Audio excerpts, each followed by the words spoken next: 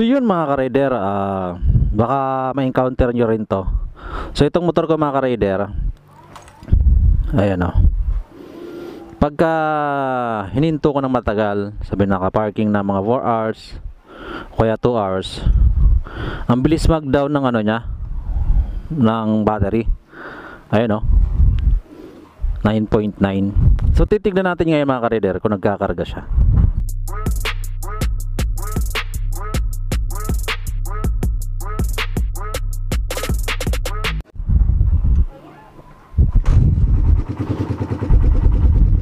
Kaya kung napapansin nyo naman, nagkakarga siya oh.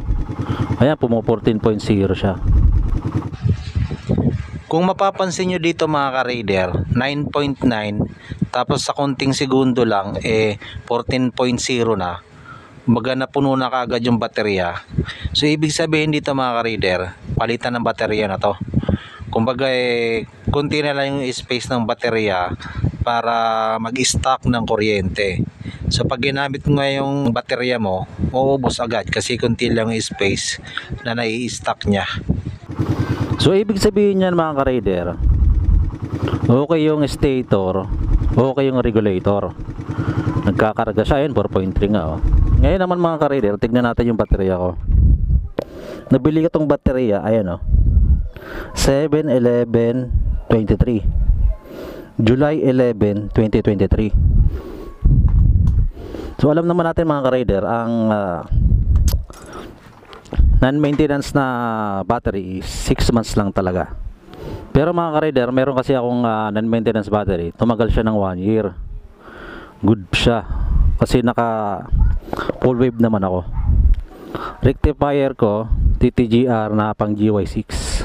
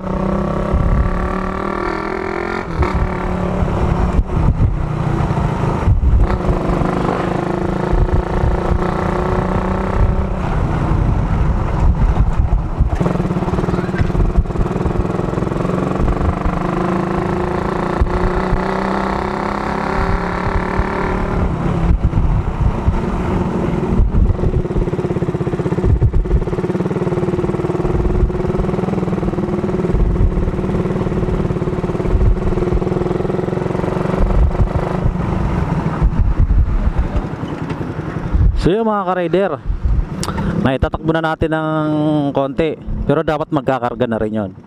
So kung napapansin nyo, 14.7. Pakita ko na rin yung motor ko mga ka-rider. Ito yung bagong decals ko mga ka-rider. Ayan o, naka gray tapos red. So ngayon mga ka-rider, pag gano'n kasi yung lobat, hindi ko ma-push start. So kick start ako. Patayin ko ngayon kung nagkarga. 14.7 ah.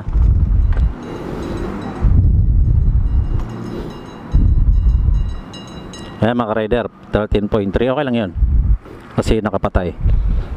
Push start natin. Ayan no, low bat. Ayan no, diba? Di talaga siya nagkakarga. Ayan no, nagkakarga siya pero hindi totally. So iniisip ko dito mga ka-rider, palitan ng baterya. So pero ayaw kasi magpalit ng pyesa kung hindi ko pa na-diagnose ng maigi, kasi mamaya okay pala yung baterya tapos magpapalit ako, sayang ang pera. Kasi mga ka-rider, yung gantong OD na battery ko, naka full wave ako ang tagal ko nagamit, okay naman So ito, pangatlo ko na to eh. Yung una ganito rin, nagpalit ako ng baterya, tapos tumino. Tapos minsan naman may times talaga na ganito. So ang hinala ko rito mga ka-reader, pwedeng grounded. So kung di ko makita yung grounded, sa baterya talaga, papalit ako ng baterya. So da-diagnose ko muna mga ka-reader kung okay pa ba yung regulator. 6.5 hours later. So yun mga ka-raider, no, ito yung regulator natin. Ayan, no, 5 wires, green, yellow, red, pink, red, saka black. So ito yung sa accessories, para kapag napuno yung baterya, babato nito, i-stop na sa pagkarga. So ito yung ground, yung green, negative, yung red, tas itong dalawa yung galing sa stator. So ito mga ka-rider, testing natin itong negative. So ito mga ka-rider, lagay ko yung isang wire nya sa positive.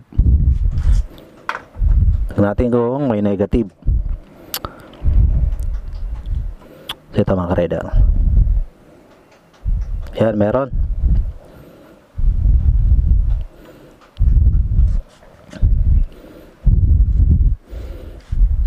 Tapos tignan naman natin tong red mga ka-rider kung nasusuplayan ng kuryente.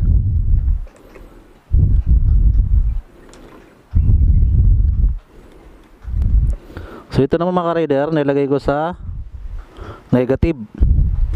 Nakikita naman sa voltmeter eh. Oh. Oh, di ba? Nagkakarga naman siya. So good yung regulator natin.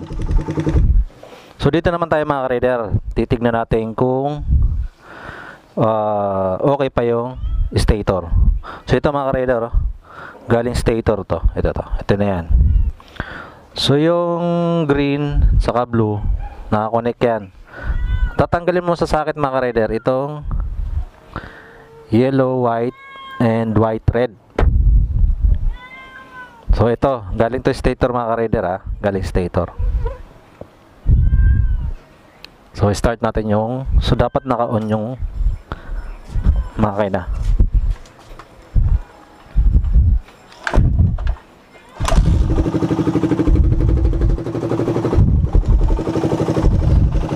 So gamit pa rin test light mga ka-rider. So kahit alin dito, ito galing stator yellow, white, white, red. Yan. So yan, dapat hindi siya iilaw mga ka-rider. Kahit isa lang dyan, dapat hindi siya ilaw. Negative. Yan, hindi siya iilaw. So good yung stator natin. 3 years na to mga ka-rider. 3 years ko ng full wave. 3 years na, pero goods pa rin yung full wave natin. So ito, pag umilaw to mga ka-rider, goods pa rin yung stator natin. Ayan mga ka-rider, ibig sabihin nagkakarga yung stator natin, mainit.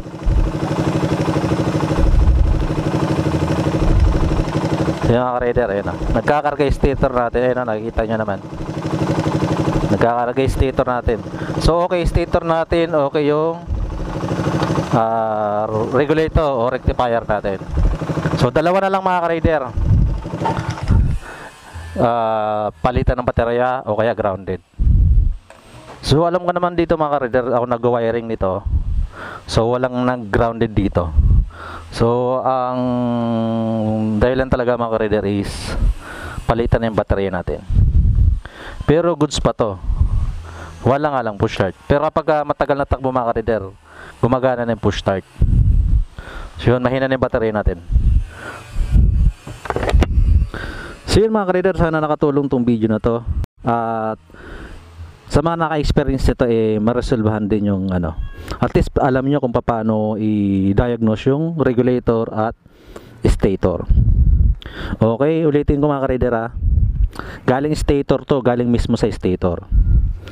Pag pinagdikit mo yan, gamit kang test light, pinagdikit mo yan, dapat iilaw. Pag dumikit ka ng isa dyan, tapos nilagay mo sa negative, dapat hindi iilaw. Sa mga naka full wave yun mga ka-rider ha. So yun mga ka-rider, kung bago ka sa akin channel, pa-subscribe na, pakihit ang notification bell para sunod na upload ko na notify ka. Pakilike na rin itong video kung nagustuhan nyo. Okay, sana nakatulong. Palit battery ako. Pero titignan ko pa rin kung may grounded. Pero alam ko wala eh.